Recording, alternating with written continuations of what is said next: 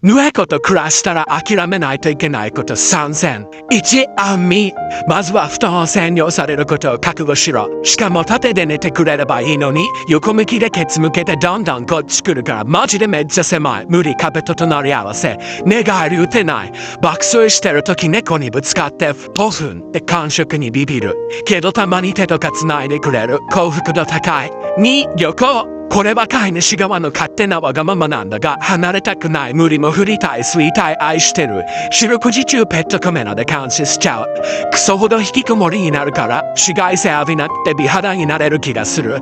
一説によると猫は2泊3日までならお留守番大丈夫らしい。ゾーナの飼い主が寂しくて無理なんだよ。さあ、アロマディフューザーとか家具とかお花とかとりあえず部屋をおしゃれにする行為はできない。言わずもがなアロマとお花は猫に危険なのよ。ソファーは四つ角全滅カーニバルしてる見て。まあ猫いなくても部屋特におしゃれじゃないんだからいいんだけども、みんなも諦めたこと教えて。なかったら好きなラーメンの種類教えて。